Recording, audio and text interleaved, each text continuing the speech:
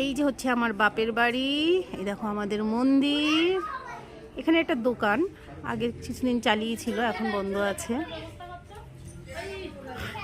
ওই যে আমার গোদো আর অহনা খেলছে। এটা হচ্ছে আমার বাপের বাড়ি। চলো একটু মাকে দেখাই। এ দেখো আমাদের মাকে। আমার বাবা আবার আমার মাকে এনে এখানে বসিয়ে দিয়েছে। আমাদের মা মা মনসা, এই যে আমাদের আসন, এই যে ভোলে বাবা। আর এখানে ভোগের আয়োজন চলছে। আমি এখন রান্না করতে বসবো। আমাদের বৌমনি সব কেটে কুটে গুছিয়ে দিচ্ছে।